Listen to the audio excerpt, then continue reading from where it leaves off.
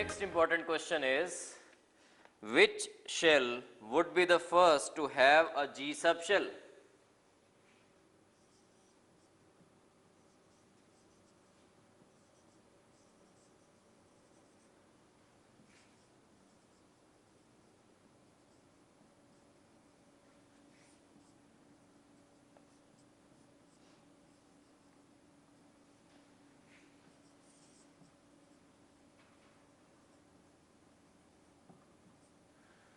So this is very important question, that which shell would be the first to have a G subshell. अब इसके लिए आपने G subshell के लिए आपने देखना है L की वैल्यू क्या होगी. आपको पता है S, P, D, F, G. तो L की वैल्यूज देखिए कैसे वेरी करती हैं. S के लिए इट विल बी 0, P के लिए 1, 2, 3, 4.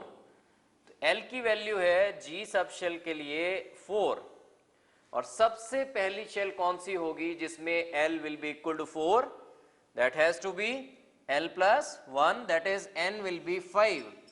फिफ्थ शेल में सबसे पहले वैल्यू L की 4 आएगी. फोर्थ शेल में देखें अगर N इज इक्वल टू 4 को देखें तो L की वैल्यूज क्या आएंगी 4 के लिए? L की वैल्यूज आएंगी 0, 1, 2, 3. तो फोर्थ शेल में we have only 4s, 4p, 4d and 4f subshell. और फिफ्थ शेल में वैल्यूज देखें अगर n इज इक्वल टू 5 के लिए L की वैल्यूज जो आ रही हैं देखिए 0, 1, 2, 3, 4. और इसमें 0 corresponds to 5s, 1 corresponds to p, this is d, this is f and this is g. तो सबसे पहले L4 वैल्यू जो आएगी L इज इक्वल टू 4 वो फिफ्थ शेल के लिए आएगी. नेक्स्ट में तो आनी है लेकिन n इज इक्वल टू 5 जो है that shell will be the first shell to have the G subshell. So answer in this case will be fifth shell. Next question is that the ratio of the radii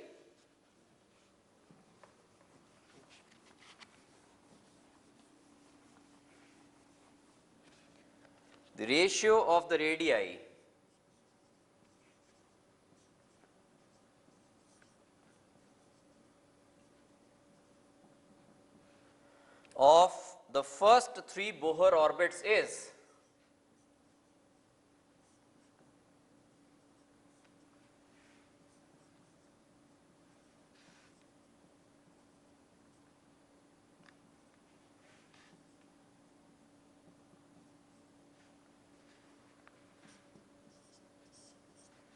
We have to find the ratio of the radii of the first 3 Bohr's orbits. आपको formula बताया गया है कि Rn is equal to 0.529 into n square angstrom में. तो first 3 Bohr orbits का ratio निकालना है. फर्स्ट के लिए Rn जो है this is for nth shell, और अगर फर्स्ट के लिए निकालना है R1 क्या होना चाहिए? R1 will be equal to 0.529 into 1 square, that is 1 only. Second के लिए R2 this will be equal to 0.529 into 2 square, that is 4. R3 it will be 0.529 into n square, that is 3 square, that will be 9. So what will be the ratio? R1 is to R2 is to R3, and that will be 1 is to 4 is to 9, because 5 to 9 जो है 0.5 to 9 that will cancel out. So it has to be 1 is to 4 is to 9. So you have to remember this formula that Rn is equal to 0.5 to 9 into n square. Next important question is that it is regarding the energy of the orbits. और question पूछ रहे हैं यहाँ पे कि जब आप move करते हो अवे फ्रॉम द न्यूक्लियस तो एनर्जी क्या होती है? इट इंक्रीजेस और डिक्रीजेस. तो question is when we move away from the nucleus तो एनर्जी जो है इलेक्ट्रॉन की या energy of the orbit that should increase और डिक्रीज. तो ये मैंने आपको पहले बताया हुआ है कि एनर्जी जो है En that is equal to minus 1312 upon n square kilo joules per मोल।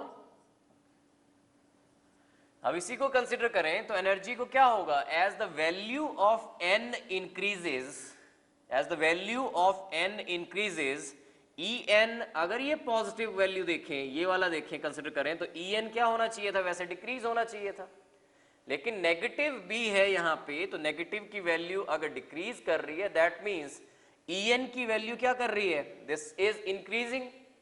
तो as we move away from the nucleus, energy जो है, energy of the orbits that will increase, और अल्टीमेटली जब इनफाइनाइट डिस्टेंस पे electron होता है, at that infinite distance energy of the electron is taken as negative. अब इस formula में डाल भी दें, अगर ई इंफिनिटी आपने निकालना है तो minus 1312 divided by infinity, anything divided by infinity has to be zero. So as we move away from the nucleus, energy of the radius, that energy of the orbit, yeah, energy of the electron in a particular orbit, that increases. Next important question is the energy of an electron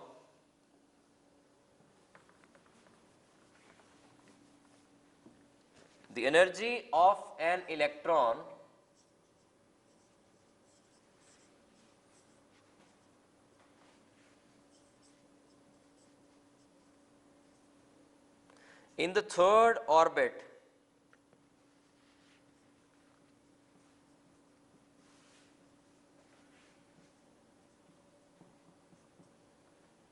of an atom, in the third orbit of an atom is minus E. Energy given है electron की third orbit में and that is minus E. The energy of an electron in the first orbit will be, तो question पूछा गया है, you have to calculate the energy of an electron in the first orbit.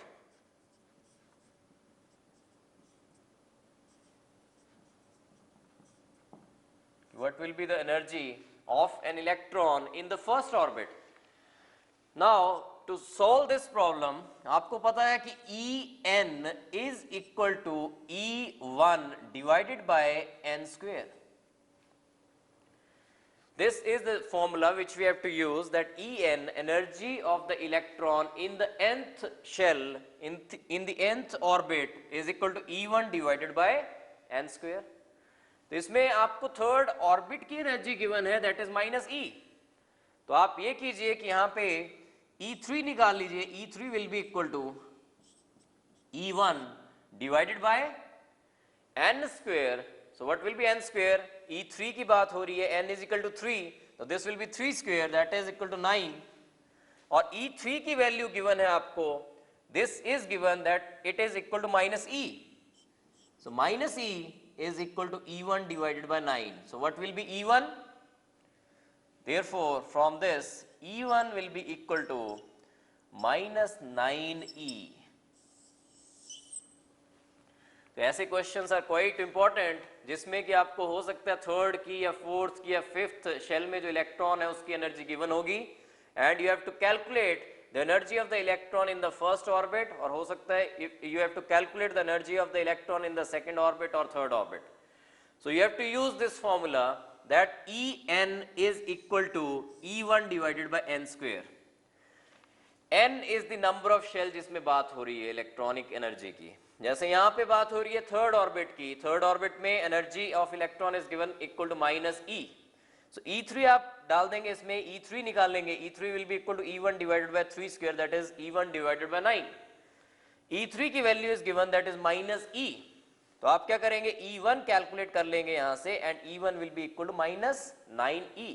और हो सकता था यहाँ पे पूछा होता आपकी find out the energy of the electron in the second orbit.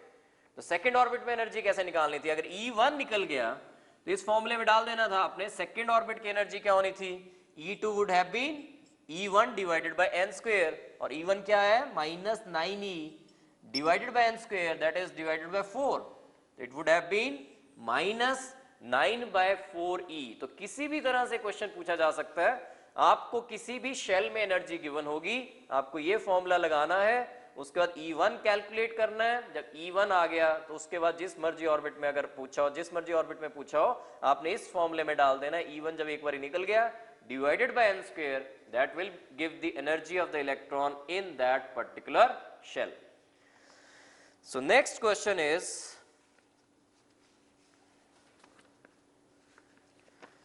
and this is regarding velocity of the electron.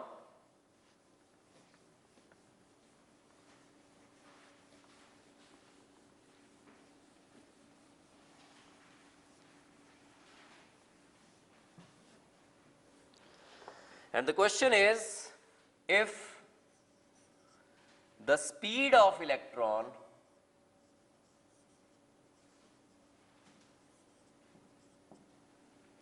in the Bohr's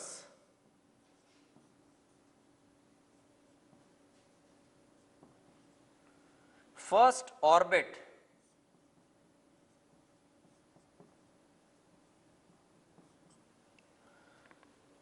of hydrogen atom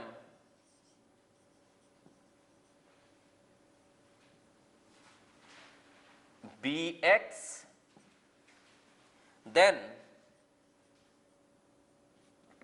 the speed of electron in the third orbit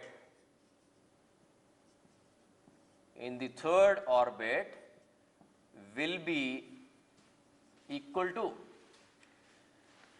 तो speed of electron in the Bohr's first orbit of hydrogen atom x given है। You have to calculate the speed of electron in the third orbit of the hydrogen और atom.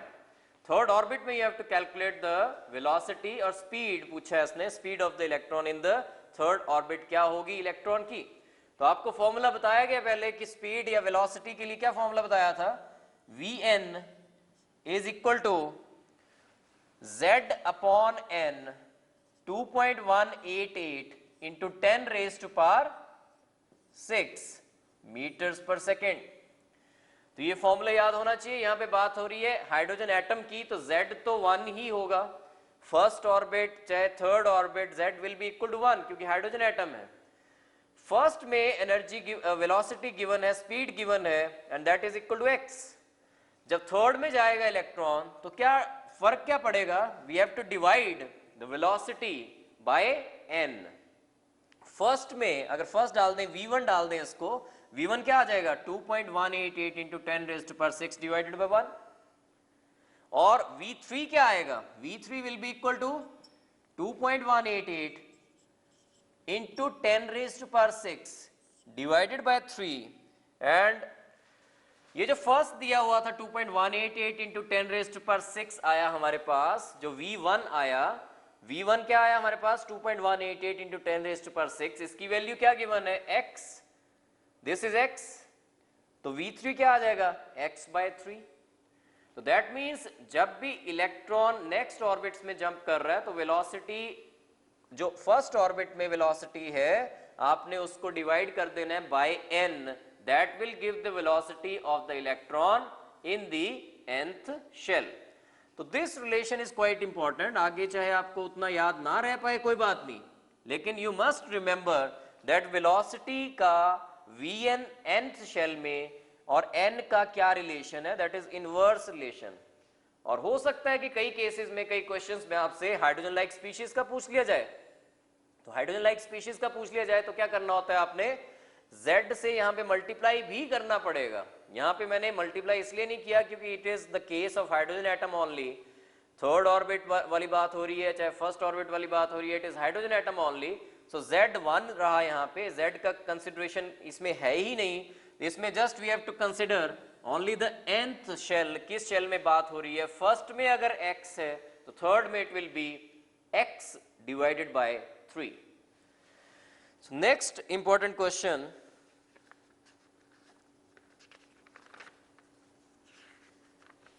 is, and this question has appeared in IEEE examination, and this is regarding the quantum numbers.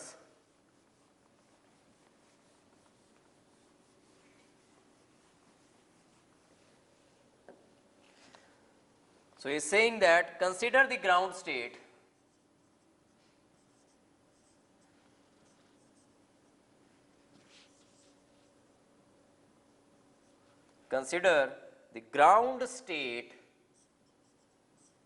of chromium atom, or atomic number is also given, Z is equal to 24 chromium के लिए, and is asking that the number of electrons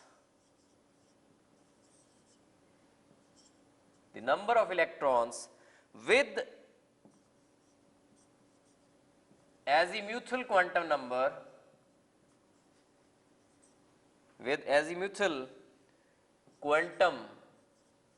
numbers L equal to 1 and L equal to 2 are respectively. So this is the question which has appeared in AIEEE examination. Consider the ground state of chromium atom Z equal to 24. The number of electrons with azimuthal quantum numbers L equal to 1 and L equal to 2 are respectively. L equal to 1 means कौन सी सब shell की बात हो रही है? ये मैंने बोला था आपको, you have to remember that L equal to 0 means S, 1 P, 2 D, 3 F, ऐसे करके चलता है ये. तो L equal to 1 and 2, that means P subshell में कितने इलेक्ट्रॉन्स हैं, D सब शेल में कितने इलेक्ट्रॉन्स हैं क्रोमियम के केस में, ये आपको कैलकुलेट करना है. तो अगर कॉन्फ़िगरेशन लिखें इसकी क्रोमियम की, that is 1s2, 2s2, 2p6, 3s2, 3p6, and next it is anomalous configuration. We have already discussed it, that its ground state जो है क्रोमियम एटम की, that is, इसके बाद क्या आना चाहिए, it will be 3d, 5 and 4s1, क्योंकि इसमें एक्सपेक्टेड जो था that is 3d, 4 and 4s2, लेकिन होगा क्या, एक इलेक्ट्रॉन यहां से यहां आ जाएगा. क्यों आता है इस केस में? बिकॉज जो हाफ फील्ड कॉन्फ़िगरेशंस हैं they are more stable. Half filled configurations are more stable due to symmetry and due to more exchange energy associated with them. तो इसमें देखिए, अब देखना हमने क्वेश्चन था कि P सब शेल में कितने इलेक्ट्रॉन्स हैं. देखिए 6 and 6, हाउ मेनी, 12. P वाले L इक्वल टू 1 वाले तो आ गए 12 इलेक्ट्रॉन्स, और पूछा था D वाले, L equal to 2 means D वाले पूछे हैं इसने, तो D में कितने आएंगे 5. L equal to 2 means D subshell में दे आर 5 इलेक्ट्रॉन्स. तो 12 and 5 respectively will be the answer of this question. तो ऐसे ही क्वेश्चन जब पूछे जाते हैं तो you have to write first of all the configuration of that atom. जब कॉन्फ़िगरेशन आपने लिख ली, फिर you have to remember that L 0 1 2 3 4 5 ऐसे करके, L अगर 0 है तो that means S subshell की बात हो रही है, L अगर 1 है तो P सब शेल की बात हो रही है, अगर L इज इक्वल टू 2 तो D सब शेल की बात हो रही है, L इज इक्वल टू 3 है तो F की, आगे चलता जाएगा FGH करके चलता जाता है आगे ये. तो इसमें पूछा था 1 and 2, 1 means P subshell, 2 means D सब shell.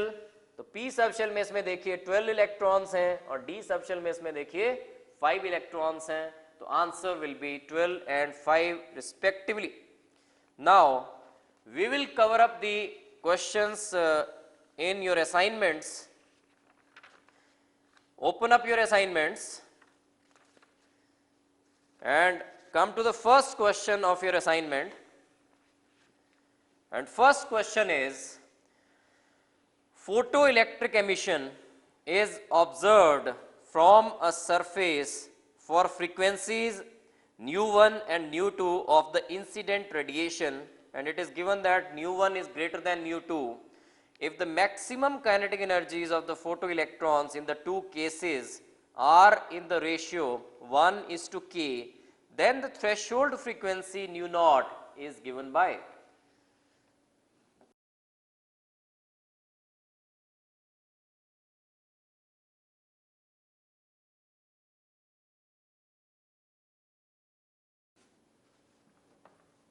So first question in assignment is regarding photoelectric effect. और फोटोइलेक्ट्रिक इफेक्ट में जब डिस्कस हुआ है ये फोटोइलेक्ट्रिक इफेक्ट, तो काइनेटिक एनर्जी जो है फोटोइलेक्ट्रिक इफेक्ट में फोटो इलेक्ट्रॉन्स की काइनेटिक एनर्जी क्या होती है, हाफ एम वी स्क्वेयर, और kinetic energy is equal to H nu minus nu nought. H is the Planck's constant, nu is the frequency of the incident radiations, and nu naught is the frequency, is the threshold frequency which is just required to electrons को ऊपर लाने के लिए, just surface तक लाने के लिए जितनी एनर्जी चाहिए होती है, that is the threshold frequency. और इसमें बताया था कि जो न्यू है इंसिडेंट रेडिएशंस की फ्रीक्वेंसी है, अगर इलेक्ट्रॉन्स इजेक्ट करवाने हैं, उनकी काइनेटिक एनर्जी अगर होनी है तो new should be greater than new not. अब इस क्वेश्चन पे आइए, ये कहता है photo electric emission is observed from a surface for frequencies, एक तो न्यू वन दी हुई है और एक न्यू टू दी हुई है. If the kinetic energies of the photo electrons in the two cases are in the ratio 1:k, then you have to calculate nu nought. तो फर्स्ट केस में काइनेटिक एनर्जी फर्स्ट केस में क्या होनी है, ke1 that will be equal to h nu 1 minus nu naught, because threshold frequency तो वही रहनी है ना, threshold frequency तो चेंज नहीं होनी है, सेम सरफेस है, सेम मेटल है, उसके लिए nu naught will remain same. लेकिन काइनेटिक एनर्जी चेंज होगी अगर आप न्यू फ्रीक्वेंसी इंसिडेंट रेडिएशन की फ्रीक्वेंसी चेंज कर रहे हो, तो kinetic energy of the ejected electrons will change. तो this is the first case. And second case is kinetic energy second case में इजेक्टेड इलेक्ट्रॉन्स की will be equal to H nu two minus nu not.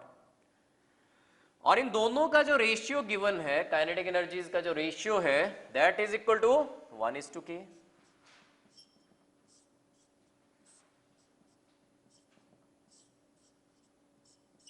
This is equal to 1:k, and this is equal to h nu 1 minus nu naught divided by h nu 2 minus nu naught.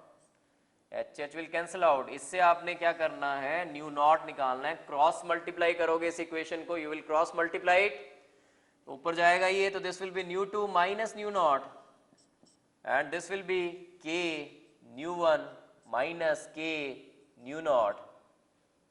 Now you have to calculate the value of nu nought. तो nu nought वाली जितने भी new not वाले ये factors हैं, ये वाले एक साइड लेके आए आप, तो this will be k nu nought minus nu nought k nu 1 minus nu 2. Now nu not इन दोनों टर्म्स में आप क्या करेंगे, कॉमन ले लेंगे, because you have to calculate the value of nu nought. तो k माइनस 1 is equal to k nu 1 minus nu 2. So what will be nu naught? Nu naught will be equal to k nu 1 minus nu 2 divided by k minus 1. So what is the option, correct option in this case? It will be B option, k nu 1 minus nu 2 divided by k minus 1. So this was question regarding photoelectric emission. And इस question में देखिए कि ratio दिया था kinetic energies का, दो तरह की फ्रीक्वेंसीज दी हैं इंसिडेंट रेडिएशंस की, एक न्यू 1 एक न्यू 2. और काइनेटिक एनर्जीज जो है इजेक्टेड इलेक्ट्रॉन जो है फोटो इलेक्ट्रॉन जो है उनका रेशियो दिया हुआ है इस केस में 1:k. तो आपने क्या किया इसमें, सबसे पहले काइनेटिक एनर्जी फर्स्ट केस में निकाली, that will be h brackets में nu 1 minus nu 2 minus nu naught. Second case में ke2 will be equal to h nu 2 minus nu not. इन दोनों का रेशियो लिया 1:k, and you solve this equation for nu naught. You calculated nu naught from this equation, and answer came out to be k nu 1 minus nu 2 divided by k minus 1, and the correct option will be B. Next question, second question is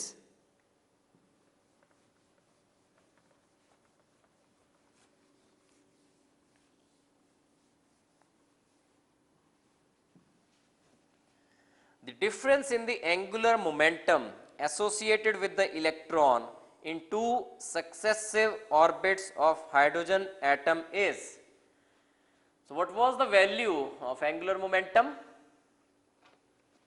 Value of angular momentum was nh by 2 pi, and this is a postulate of Bohr's model of atom that angular momentum जो होगा of the electron, only those orbits are permitted जिसमें angular momentum of the electron is whole number multiple of h upon 2 pi. अब दो successive orbits की बात हो रही है हाइड्रोजन एटम के केस में, और difference जो है angular momentum का, difference in angular momentum associated with the electron in two successive orbits of hydrogen atom is, this is the question. Successive orbits means एक आप nth shell मान लीजिए, nth orbit मान लीजिए, और एक कौन सा मानेंगे n+1, ये दोनों successive orbits हो गए. तो n+1 में जो angular momentum होगा that will be n+1 h by 2 pi, और nth orbit में angular momentum जो होगा that will be nh by 2 pi, और इनका डिफरेंस पूछा है उसने, that means you have to calculate n+1 h upon 2 pi minus nh upon 2 pi. तो इसमें क्या करेंगे आप एलसीएम ले लीजिए, 2 pi will be एलसीएम, तो n+1 h minus nh, so what should be the answer? nh, or this minus nh, this will cancel out and we are left only with h upon 2 pi. This will be the answer. This will be the difference in the angular momentum in two successive orbits of hydrogen atom, h upon 2 pi. So answer is B. Third question is, if uncertainty in position of electron is 0, position में जो uncertainty है electron की delta x that is given, that is 0, uncertainty in its momentum would be, और delta P पूछा हुआ है इसने कि डेल्टा पी क्या होगा. So this is now third question.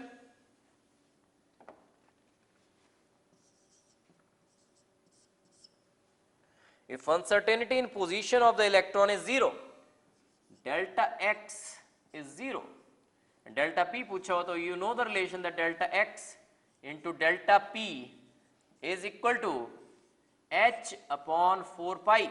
This is the relation. Delta x is given 0, तो delta p क्या होगा? पहली बात, delta p will be equal to h upon 4 pi into delta x. This will be the relation. और delta x अगर 0 है तो what should be delta p? Anything divided by 0 will be infinite. So answer has to be infinity. D option इस case में. Fourth question देखिए, what transition in He positive ion shall have the same wave number as the first line in the Balmer series of hydrogen atom? First line in the Balmer series of hydrogen atom, इसका क्या meaning है? First line of the Balmer series, Balmer series में कौन सी transitions होती हैं? पहली बात, Balmer series में n1 क्या होना चाहिए? n1 शुड बी 2, और n1 अगर 2 है और फर्स्ट लाइन क्या होगी बाल्मर सीरीज की? अगर n2 क्या हो? 3. तो पहले तो जो बाल्मर सीरीज की बात हो रही है, first line in the Balmer series of hydrogen atom, उसमें आप वेव नंबर लिखें अगर, तो wave number is equal to r into first line in the Balmer series, that mean 1 by n1 square. n1 क्या होगा? इसमें बाल्मर है तो इसलिए it will be 2 square. First line कब होगी? जब n2 इज 3, तो it will be 3 square. So this is the wave number for first line of the Balmer series in case of hydrogen atom. और what transition in He positive ion shall have the same wave number, wave number same चाहिए उसमें भी, helium positive में भी, लेकिन उसमें क्या होगा? r into z square, Z square से मल्टीप्लाई करना पड़ेगा आपको यहाँ पे. तो इसके लिए लिख लें पहले He पॉजिटिव के लिए, He पॉजिटिव आयन के लिए न्यू बार जो है that is wave number is equal to r into z square 1 by n1 square minus 1 by n2 square. ये दोनों वैल्यूज बराबर चाहिए. और हीलियम पॉजिटिव के लिए लिख लें एक बार इसको, r into what should be the z square, z for helium is 2, तो it will be 2 square, that is 4 से मल्टीप्लाई होगा ये, और this will be 1 by n1 square minus 1 by n2 square. अब इन दोनों को इक्वेट करना है आपने। इसमें पूछा what transition in He positive, that means क्या कैलकुलेट करना है आपने, n1 और n2 कैलकुलेट करने हैं और इन दोनों को आपने इक्वेट कर देना है। क्यों इक्वेट करना है? बिकॉज न्यू बार जो है वेव नंबर जो है दोनों का सेम बोला हुआ उसने, सेम होना चाहिए। और इन दोनों को इक्वेट अगर करें तो कैसे इक्वेशन करें, इक्वेट करेंगे आप, आर तो वैसे कैंसिल आउट हो रहे हैं दोनों के, आर तो कैंसिल आउट हो रहे हैं। तो फर्स्ट टर्म को फर्स्ट टर्म के साथ इक्वेट कीजिए। फर्स्ट टर्म कौन सी आ रही है इसमें, 1/2 square, 1/2 square is equal to, इसमें फर्स्ट टर्म कौन सी है, 4/n1 स्क्वायर, 4/n1 स्क्वायर। तो what will be n1 square in this case, 4 into 4 16, so what should be n1, 4. This is the first part, n1 will be 4, and second part is 1/3 square is equal to 4/n2 square. तो n2 square will be, ये आ गया 9, 9 4s are 36, तो it will be n2 क्या होना चाहिए इसमें, it will be 6. This is the second part. So what should be the transition? It will be 6 to 4. In case of He positive, it will be 6 to 4. एक बार फिर से देखिए, this question is quite important. Wave numbers same किए उसने. What transition in He positive ion shall have the same wave number as the first line in the Balmer series of hydrogen atom? सबसे पहले इस question में आपने जो first line है Balmer series की ऑफ हाइड्रोजन एटम, उसके बारे में वेव नंबर लिख लीजिए, उसका वेव नंबर की जो इक्वेशन है वो लिख लीजिए। This is for hydrogen atom, और किसके लिए, first line in the Balmer series. Balmer series की जब बात आई है तो n1 विल बी 2, तो it will be nu bar will be equal to, wave number will be equal to r into 1/2 square minus 1/3 square, because this is the first line. Now this wave number has to be equal to जो transition होनी है He positive में, और वो transition कौन सी होनी है, so that इसका वेव नंबर और इसका वेव नंबर इक्वल हो, और वही ट्रांजिशन उसके बारे में वो पूछ रहा है। n1 कैलकुलेट करना है, n2 कैलकुलेट करना है आपने। तो this is equation for helium positive ion. तो इसमें एक z स्क्वायर आ जाएगा बीच में, z स्क्वायर से आपको मल्टीप्लाई करना पड़ेगा, r into z square into 1/n1 square minus 1/n2 square. अब z square क्या आ जाएगा इसमें, z for this is atomic number of helium is 2, so it will be 2 square, that is 4, r into 4 1/n1 square minus 1/n2 square. अब दोनों के wave numbers equal है अगर, तो राइट हैंड साइड्स भी इक्वल होंगे। राइट हैंड साइड्स को जब इक्वेट करेंगे आप, तो फर्स्ट टर्म को फर्स्ट टर्म के साथ इक्वेट करेंगे, सेकंड टर्म को सेकंड टर्म के साथ इक्वेट करेंगे। फर्स्ट टर्म इज 1/2 स्क्वायर, इसमें फर्स्ट टर्म क्या होगी, 4, 4 अंदर जाएगा, 4/n1 स्क्वायर। तो from that we calculated n1, that came out to be 4, and from the second equation, second part of this equation, we calculated 1/3 square is equal to 4/n2 square, and from that n2 came out to be 6. So transition has to be 6 to 4. So answer will be B option in this case, fourth ka B option. Fifth question, next question, and that is based on Heisenberg's uncertainty principle.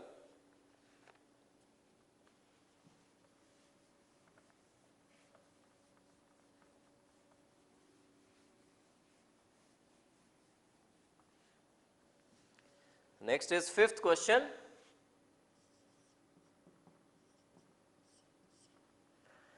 A ball of mass 200 gram is moving with a velocity of 10 meters per second. If the error in the measurement of velocity is 0.1%, the uncertainty in its position will be.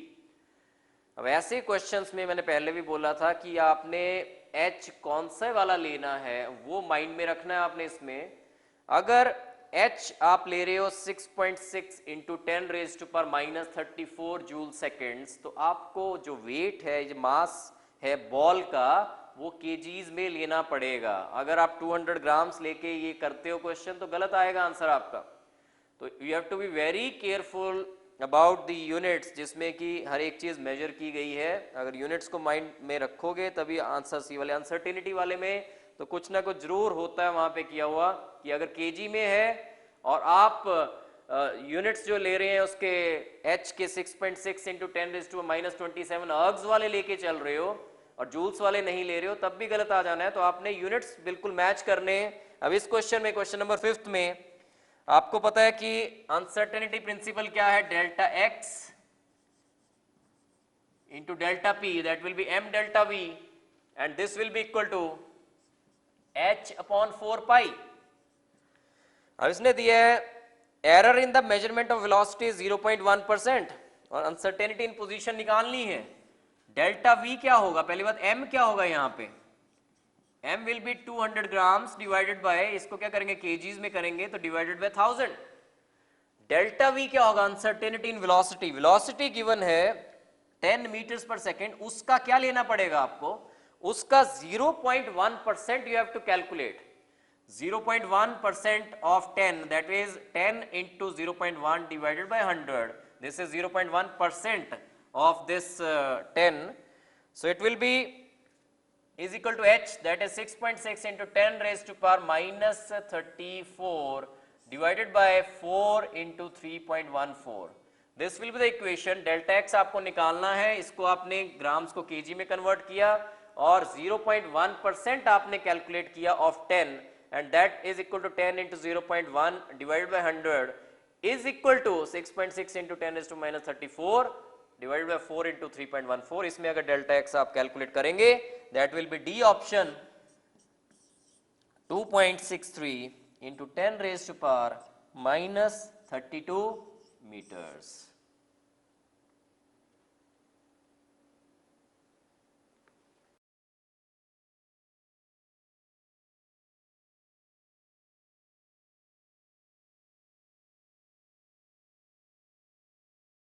Sixth question is, if the shortest wavelength of hydrogen atom in Lyman series is x, the longest wavelength in Balmer series of He positive will be।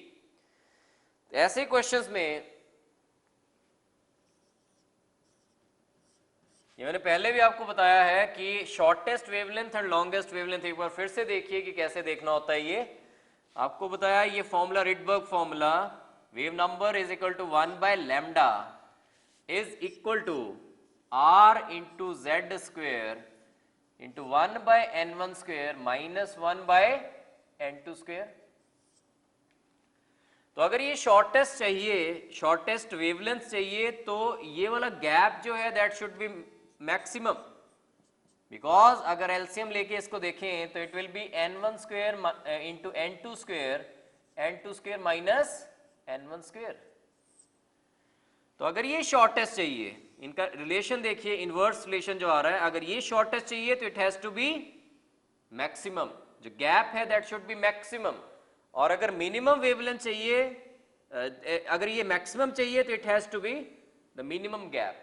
तो उल्टा होता है, this you have to remember, shortest wavelength के लिए gap maximum होना चाहिए और जो मैक्सिमम वेवलेंथ है उसके लिए गैप मिनिमम होना चाहिए। तो इस क्वेश्चन में आते हैं हम, इस सिक्स्थ क्वेश्चन पे। Question is, if the shortest wavelength of hydrogen atom in Lyman series is x, तो शॉर्टेस्ट वेवलेंथ कब आएगी हाइड्रोजन एटम की, जब गैप मैक्सिमम होगा। और लाइमन सीरीज में n1 क्या होता है, n1 इज इक्वल टू 1 और n2 क्या होना चाहिए, शॉर्टेस्ट वेवलेंथ है तो गैप शुड बी मैक्सिमम, तो n2 क्या होना चाहिए, n2 शुड बी इंफिनिटी। तो इसमें x बोला है इसने फर्स्ट केस में कि x is the wavelength, shortest wavelength of hydrogen atom in Lyman series, that is x, that will be r into 1 by n1 will be 1 square, that is because it is Lyman series तो n1 has to be 1 और shortest wavelength है इसलिए n2 should be infinity, तो ये तो बन गया 0, 1 divided by infinity will be 0, we are left only with 1 by x is equal to r। तो तो ये रिलेशन आपको पता चल गया एक्स और आर के बीच में क्या रिलेशन है। उसके बाद आइए आप जो सेकंड पार्ट है क्वेश्चन का उस पे कि longest wavelength in Balmer series of He positive is, Balmer series है तो दैट मीन्स बाल्मर सीरीज है तो N1 क्या होना चाहिए, N1 शुड बी 2, और क्योंकि लॉन्गेस्ट वेवलेंथ मांग रहा है तो लॉन्गेस्ट वेवलेंथ के लिए गैप शुड बी मिनिमम। तो इसमें देखिए 1 by lambda is equal to r into z square, z क्या होना चाहिए, हीलियम पॉजिटिव है तो z square will be 4, Balmer series है इसलिए N1 will be 2, 2 square will be 4, minus longest wavelength है इसलिए गैप शुड बी मिनिमम, और मिनिमम गैप कब होगा, अगर 2 और 3, ये ट्रांजिशन 3 से 2 में हो रही है, बाल्मर है इसलिए N1 is equal to 2, 2 square will be 4 minus 1 by 3 square that is equal to 9। तो इसमें इसको अगर सॉल्व करें आप तो this will be equal to, और r की वैल्यू क्या है, यहाँ पे r की वैल्यू क्या लें, 1 by x, r will be 1 by x, तो यहां से अगर 1 बाय एक्स डाल दें इसको तो 1 बाय एक्स 4 ये है और उसका एलसीएम लें 36, 9 minus 4 that is 5,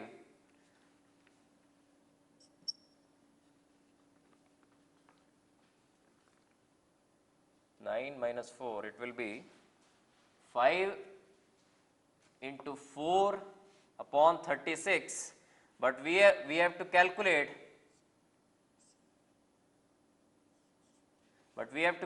lambda. This is the value of 1 by lambda, that is 5 upon 9x. This is the value of 1 by lambda. So what should be lambda? Lambda will be 9x divided by 5.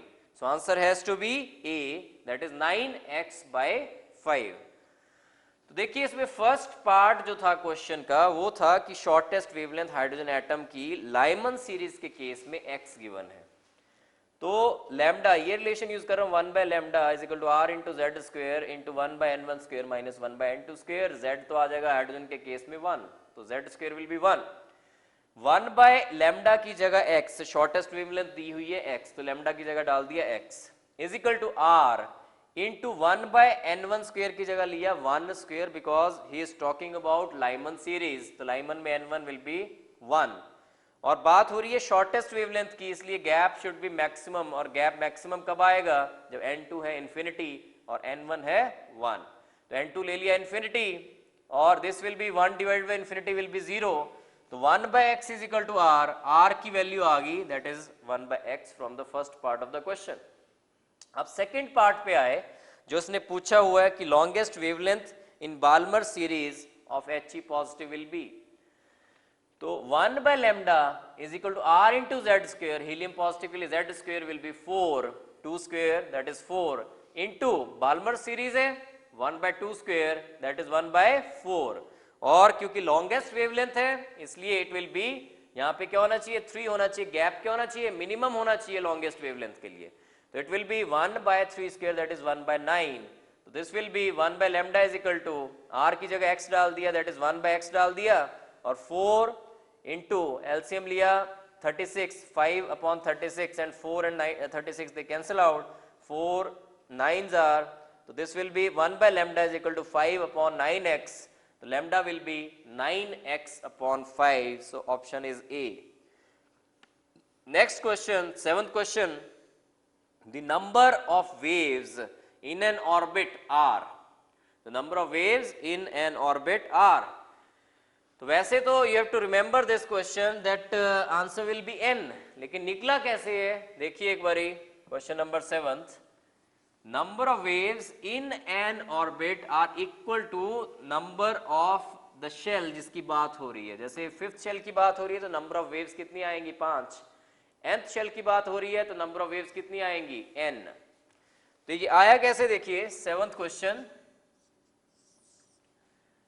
जो electron का wave motion है ऐसे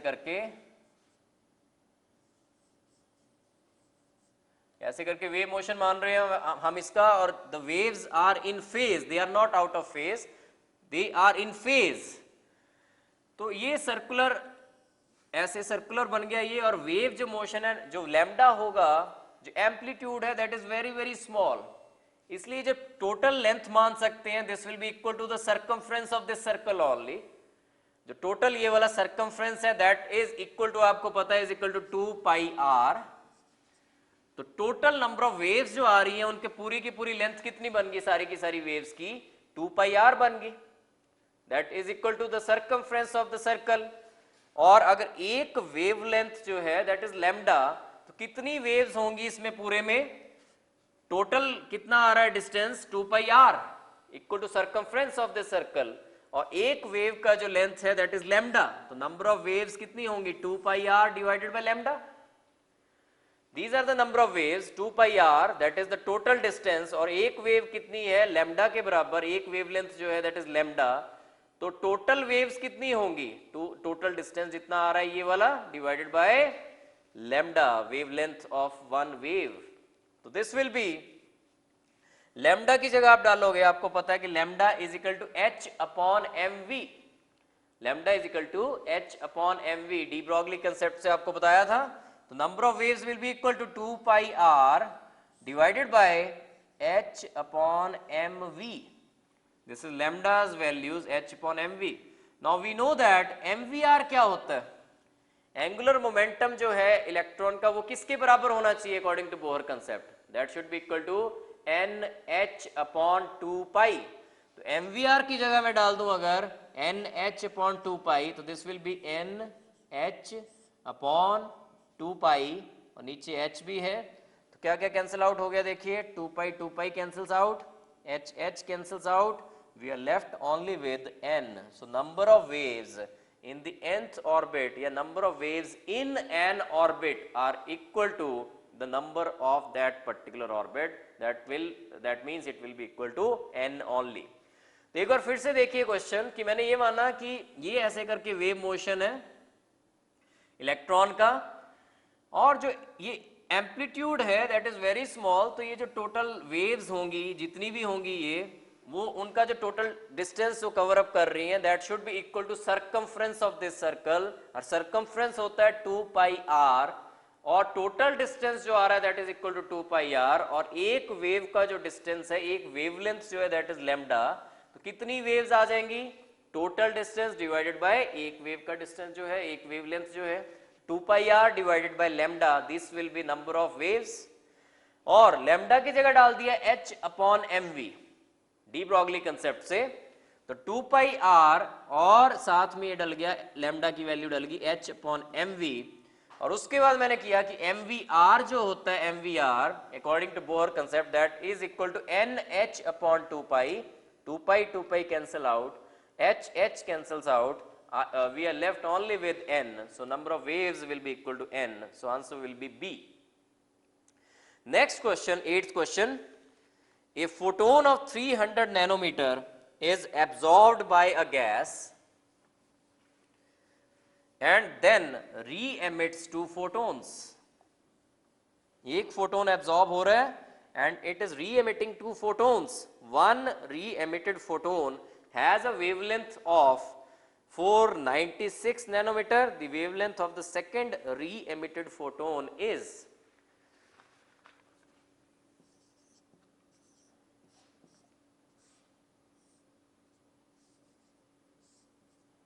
तो अगर एक photon आ रहा है और 2 फोटोन री एमिट हो रहे हैं, एनर्जी ऑफ जो कंजर्वेशन ऑफ एनर्जी है वो लॉ लगाओगे आप, एनर्जी तो कंजर्व रहनी है, that means energy of this photon should be equal to energy of first photon plus energy of the second photon. अगर 2 फोटोन्स री एमिट हो रहे हैं तो E should be equal to E1 plus E2, conservation of energy.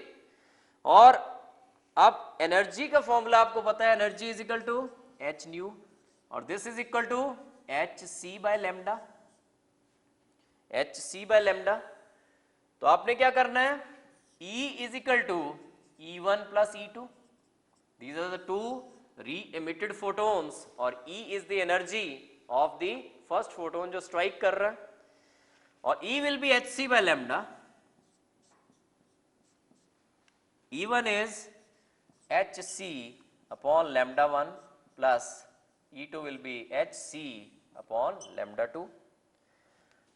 HC they cancel out. We are left only with 1 by lambda is equal to 1 by lambda 1 plus 1 by lambda 2, और lambda की value given है 300 nanometres. 1 by 300 is equal to lambda 1 is also given 496 nanometer. 1 upon 496 we have to calculate second lambda, that is lambda 2. तो ये equation बनेगी और इसमें से इस आपने lambda 2 कैलकुलेट करना है. 1 by lambda 2 निकाल लीजिए पहले, उसका इनवर्स लीजिए, that will be lambda 2, and if we calculate this lambda 2 from this equation, lambda 2 will be equal to 757 nanometers. That will be 757 nanometers. तो इसमें यही किया कि देखिए एक फोटोन आ रहा है, स्ट्राइक कर रहा है, और दो फोटोन्स री एमिट हो रहे हैं, तो एनर्जी जो होगी फर्स्ट फोटोन की जो स्ट्राइक किया, that will be equal to the sum total of the energies of the re-emitted photons. E should be equal to E1 plus E2.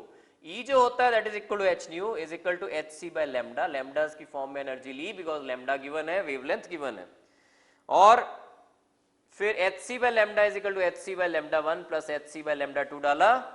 H C तीनों कैंसिल आउट हो रहे हैं. We are left only with 1 by 300 is equal to 1 by 496 plus 1 by lambda 2. तो यहां से मैंने lambda 2 calculate किया, that came out to be 757 nanometres. E option. Next question is uncertainty in position and momentum are equal. Position और momentum में जो uncertainties हैं they are given to be equal. Uncertainty in velocity he is asking for.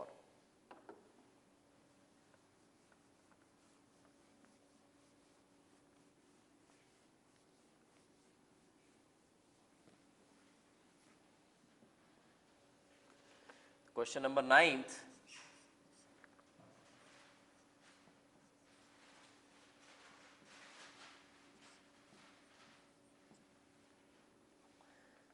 तो इसमें आपको पता है कि क्या दिया इसने, uncertainty in position and uncertainty in momentum they are equal.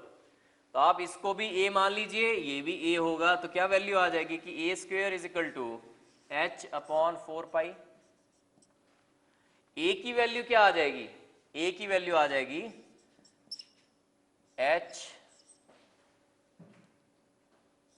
Upon pi under root, and this will be into 1 by 2 also. So this is A is value. अब पूछा क्या है इसने पूछा है uncertainty in velocity.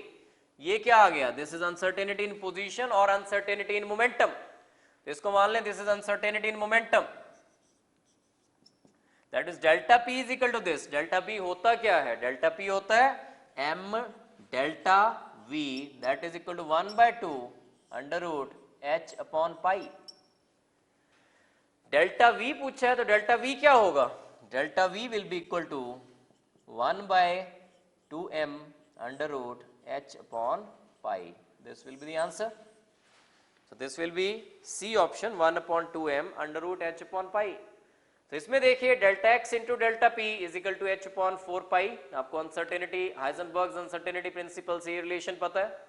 फिर नेक्स्ट उसने कहा कि uncertainty in position and momentum are equal. इसको भी a मान लीजिए, इसको भी a मान लीजिए, तो क्या बन जाएगा ये a into a that is a square is equal to h upon 4 pi. a की वैल्यू कैलकुलेट कर लीजिए, a की वैल्यू आ जाएगी under root of h upon pi into 1 by 2. A क्या है, अनसर्टेनिटी इन पोजीशन या अनसर्टेनिटी इन मोमेंटम. क्योंकि he is asking for uncertainty in velocity, तो मैंने इसको लिया uncertainty in momentum is equal to 1 upon 2 under root h upon pi. इसकी जगह डल की value m delta v. So delta v will be equal to m इस side चला जाएगा, this will be 1 upon 2m under root h upon pi. Answer is C. Next question, 10th question. Which of the following set of quantum numbers represent an impossible arrangement?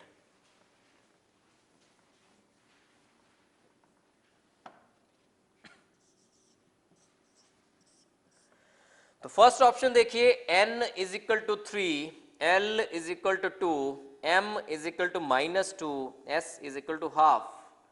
तो यहां पे कोई भी mistake नहीं है, n is equal to 3 है अगर, तो l कौन सी वैल्यूज ले सकता है, 0 1 2, तीनों वैल्यूज आ सकती हैं, तो 2 ले रहा है तो दैट इज करेक्ट।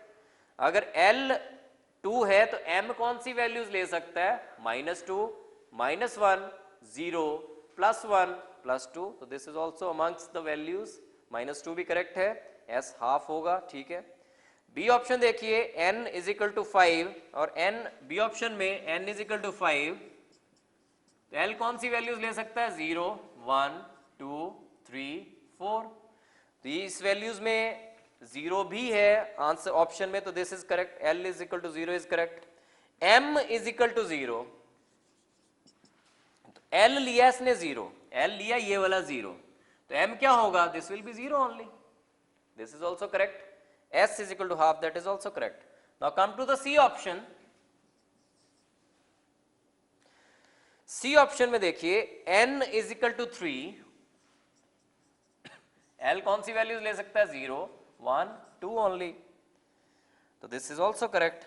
नाउ अगर 2 को लिया उसने l, तो what should be m, m can be -2 -1 0 +1 +2, तो इसमें कहीं भी -3 फिट नहीं बैठ रहा, -3 हो ही नहीं सकता। अगर l इज इक्वल टू 2 है तो m कैन नेवर बी -3, देखिए अगर l इज इक्वल टू 2 है तो m की वैल्यूज क्या आनी चाहिए थी, -2 -1 0 +1 +2 ओनली, इनमें से कोई वैल्यू होती तो पॉसिबल अरेंजमेंट होनी थी, लेकिन इसने लिया m is equal to -3, that is impossible arrangement, वो हो ही नहीं सकता अगर l इज इक्वल टू 2 हो।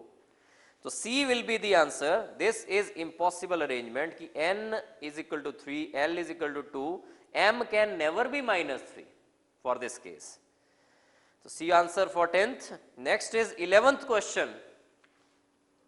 The approximate quantum number of a circular orbit of diameter 20.6 nanometer of the hydrogen atom according to Bohr's theory is, approximate quantum number मांगा हुआ है, n की वैल्यू मांगी हुई है, principal quantum number he is asking for, n की value निकालिए और डायमीटर कितना दिया हुआ, 20.6 nanometres.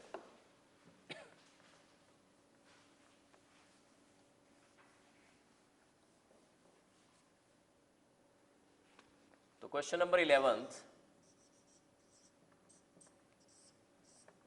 we have to calculate, we have to find out the value of n, diameter का हाफ होना चाहिए रेडियस, तो डायमीटर कितना दिया हुआ है इसने, 20.6, तो Rn क्या हो जाएगा, 20.6 divided by 2, this will be Rn, but you have to take into account the units also, this is in nanometres, तो ये माइंड में रखना है आपने कि दिस इज इन नैनोमीटर्स। तो नेक्स्ट इज आपको निकालना है n की वैल्यू, आपको पता है कि n कैसे निकलता है, Rn, this formula you have to remember, is equal to R1 into n square, this formula you have to remember, Rn, radius of the nth orbit, is equal to R1, that is radius of the first orbit, into n square. Now n square from this will be equal to Rn divided by R1,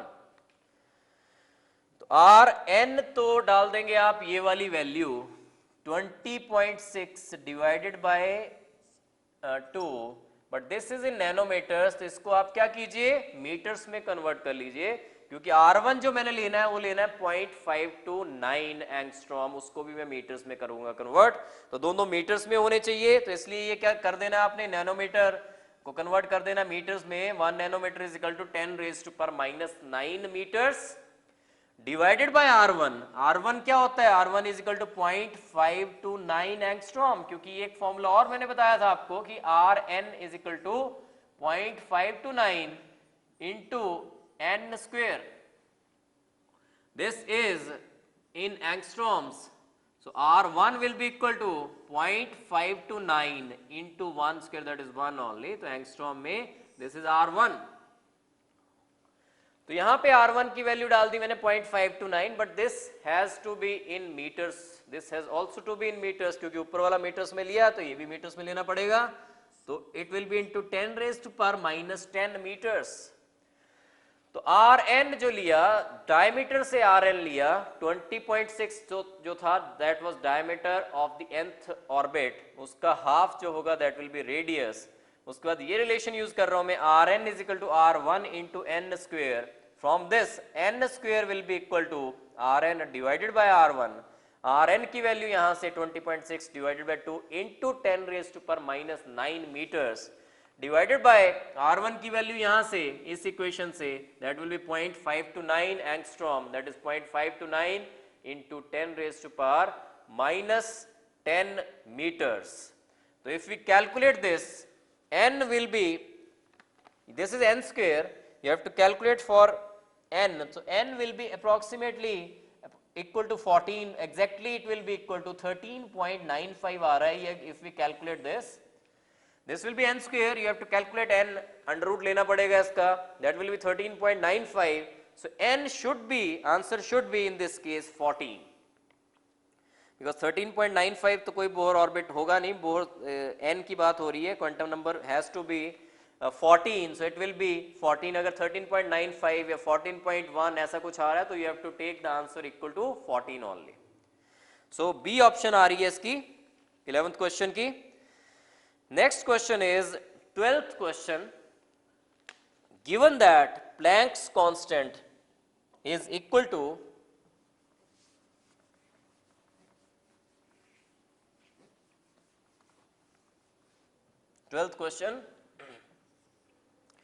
given that Planck's constant is 6.6 into 10 raised to power minus 27 erg seconds.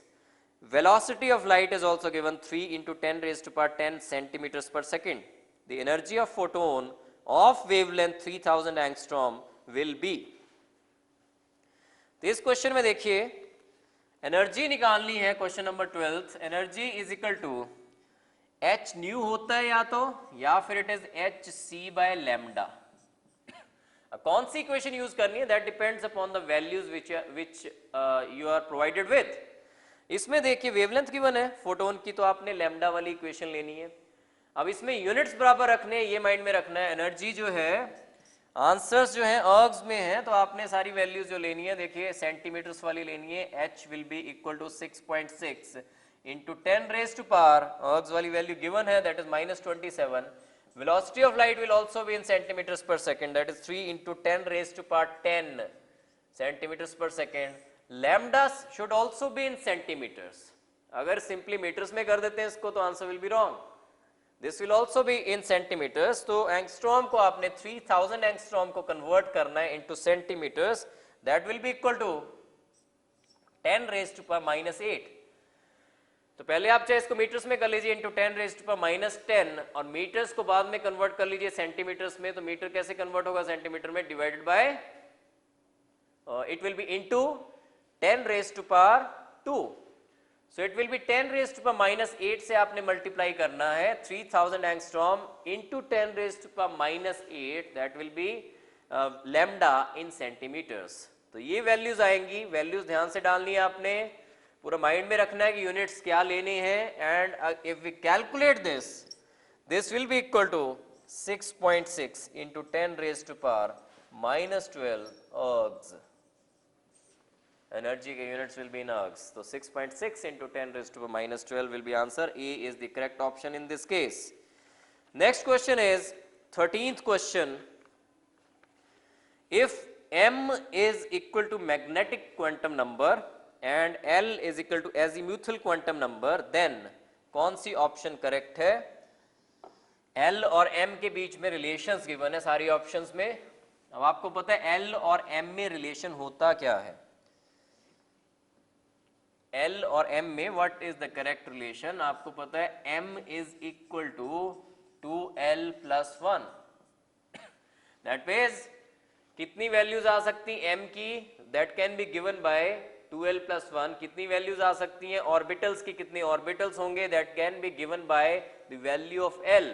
M is equal to 2L + 1। From this equation you have to calculate the value of L. So this will be 2L is equal to M minus 1. What should be L? L will be equal to m minus 1 upon 2. This will be the correct answer.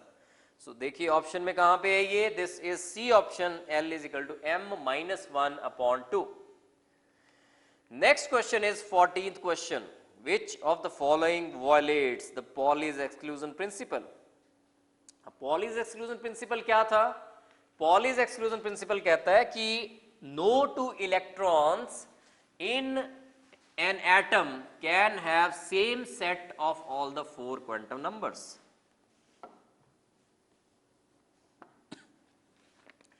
तो पहले तो A option देखिए, ये option कौन सा rule violet कर रहा है, वायलेशन तो इसमें है, ए ऑप्शन में कौन सी वायलेशन है देखिए, this will be Hund's rule of maximum multiplicity violate हो रहा है, क्योंकि Hund's rule of maximum multiplicity कहता है कि जो डीजनरेट ऑर्बिटल्स हैं, दीज आर डीजनरेट ऑर्बिटल्स, इकट्ठे बनाए गए हैं तीनों बॉक्सेस, पी सबशेल की बात है ये वाली, p x p y p z, degenerate orbitals में जब इलेक्ट्रॉन्स फिल किए जाते हैं तो सबसे पहले उनकी सिंगली फिलिंग होनी चाहिए, सिंगली फिल किए जाने चाहिए, in that too with parallel spins. यहां पे क्या किया, एक ही ऑर्बिटल में पहले दोनों इलेक्ट्रॉन्स डाल दिए, तो this is Hund's rule of maximum multiplicity, first option में वायलेट हो रहा है, this is not Pauli's exclusion principle.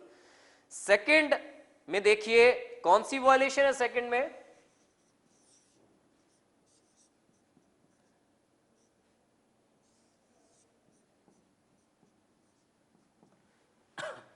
Second में भी Hund's rule of maximum multiplicity violate हो रहा है, क्योंकि जब फर्स्ट इलेक्ट्रॉन फिल होने चाहिए, सिंगली फिल होने चाहिए, Hund's rule of maximum multiplicity कहता है कि जब डीजनरेट ऑर्बिटल्स में आपने फिलिंग करनी है इलेक्ट्रॉन्स की, they should be first of all singly filled and that too with parallel spins. यहां पे स्पिन्स क्या हो रहे हैं देखिए, सेकंड का स्पिन अपोजिट आ रहा है as compare to first and third, so this is also violating Hund's rule of maximum multiplicity, this is not the violation of Pauli's exclusion principle. Third देखिए C option,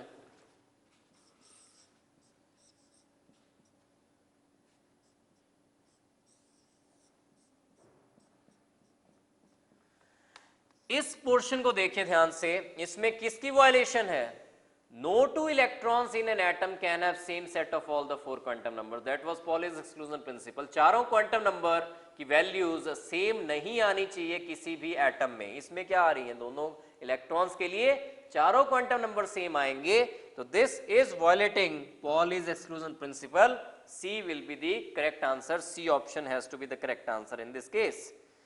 15th question, next question, which of the following sets of quantum numbers represents the highest energy of a multi-electron atom? तो बोहर-बरीज rule आपको बताया गया है पहले, बोहर-बरी rule क्या था, energy of orbital कैसे पता चलती है, n प्लस एल रूल था, n प्लस एन रूल क्या कहता है कि जिस ऑर्बिटल की n प्लस एल वैल्यू ज्यादा है, बड़ी है, n प्लस वैल्यू बड़ी होगी जिसकी, उसकी एनर्जी भी ज्यादा होगी, जिसकी n प्लस एल वैल्यू कम है उसकी एनर्जी कम होगी। और बाई चांस अगर कोई ऐसी ऑप्शन आ रही, यहां पे तो ऐसा नहीं है, अगर बाई चांस ऐसी ऑप्शन आ रही जिसमें n प्लस एल दोनों बराबर आ रहे हैं, तो आपने आंसर किसको करना है, तो ये सेकेंड पार्ट जो बोहर-बरीज रूल का मैंने बताया था कि अगर ऐसा हो रहा है n प्लस एल दोनों ऑर्बिटल्स के सेम है, तो आपने कंसीडर करनी है द वैल्यू ऑफ n, जिस ऑर्बिटल की n की वैल्यू कम होगी उसकी एनर्जी कम होगी। फॉर एग्जांपल एक एग्जांपल लेके मैं बताता हूं ये कि 3s एंड 2p दोनों के लिए n प्लस एल देखिए, इसके लिए n क्या है, n इज 3, l क्या है इसके लिए 0, n प्लस एल क्या आ जाएगा 3, इसके लिए देखिए 2p के लिए n क्या है इसमें 2 और l विल बी p है तो इट विल बी 1, तो n प्लस एल क्या आ रहा है इसमें 2 प्लस 1 3, दोनों के लिए n प्लस एल सेम है, एनर्जी किसकी कम मानी जाएगी, जिसकी n की वैल्यू कम है, तो 2p की एनर्जी कम होगी एज कंपेयर टू 3s। लेकिन यहां पे जो ऑप्शंस हैं देखिए n प्लस एल की जिसका ज्यादा होगा उसकी एनर्जी ज्यादा होगी, तो फर्स्ट में 4 प्लस 0 4, सेकेंड में 3 प्लस 0 3, सी ऑप्शन में 3 प्लस 1 4, फोर्थ ऑप्शन में डी ऑप्शन में 3 प्लस 2 n प्लस एल 5, सबसे मैक्सिमम इसी में आ रही है, तो D will be the correct option in this case. Now 16th question.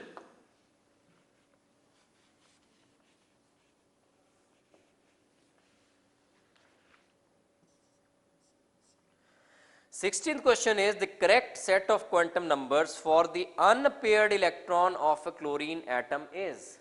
तो अनपेयर्ड इलेक्ट्रॉन होता कौन सा है? अगर क्लोरीन की आप कॉन्फ़िगरेशन लिखें, chlorine is 17, 1s2, 2s2, 2p6, 3s2, 3p5. तो अनपेयर्ड इलेक्ट्रॉन की बात है यहां पे. लास्ट में देखिए ये 3p5 की 1 2 3 4 5, this is the unpaired electron. तो इस केस में +1, m की value 0 and this will be -1. So what will B values? देखिए 3p की बात हो रही है, 3p में जो इलेक्ट्रॉन है उसकी बात हो रही है. n क्या होना चाहिए? n should be 3. l क्या होना चाहिए? l शुड बी, p है तो इट शुड बी 1 और 3. और देखिए दो ही ऑप्शंस हैं, एक ही ऑप्शन है जिसमें 3 and 1 आ रहे हैं. 3 वाले दो ही ऑप्शंस हैं, C and D. और उसके बाद आना है आपने L पे. 3p के लिए L will be 1, so it has to be, answer has to be C. 3, 1, -1 plus -half. Next देखिए 17th question. The line spectra of two elements are not identical because their outermost electrons are at different energy levels. Electronic configuration हर एक elements की different है. Valence electron different shells में present होंगे, तो जब excite होंगे तो डिफरेंट वेज में वो एक्साइट होंगे. डिफरेंट शेल से एक्साइट हो रहे हैं इलेक्ट्रॉन्स, तो डिफरेंट वेज में एक्साइट होंगे. डिफरेंट वेज से डिफरेंट तरह से वो वापस आएंगे, तो उसका स्पेक्ट्रा भी डिफरेंट होगा. तो डिफरेंट एलिमेंट्स का line spectra is different because their outermost electrons are at different energy levels. और मैंने ये पहले डिस्कस हुआ है कि line spectra of a particular element is like a fingerprint of an element. जैसे ह्यूमन बींग्स के फिंगरप्रिंट्स होते हैं, दो ह्यूमन बींग्स के कभी भी फिंगरप्रिंट्स मैच नहीं कर सकते. सिमिलरली लाइन स्पेक्ट्रा ऑफ दो elements can never match with each other. दो एलिमेंट्स जो हैं उनके लाइन स्पेक्ट्रा कभी भी मैच नहीं करेंगे बिकॉज इलेक्ट्रॉन जो है they are outermost electrons are present at different energy levels. तो आउटरमोस्ट की बात होनी है क्योंकि एक्साइट किन्होंने होना है? वैलेंस इलेक्ट्रॉन्स ने एक्साइट होना है, बीच में से एक्साइटेशन नहीं होनी है कोई भी. आउटरमोस्ट शेल से इलेक्ट्रॉन्स एक्साइट होने हैं और आउटरमोस्ट शेल्स, डिफरेंट शेल्स में इलेक्ट्रॉन्स प्रेजेंट होंगे, डिफरेंट टाइप से एक्साइटेशन होगी. तो answer of 17th question will be C.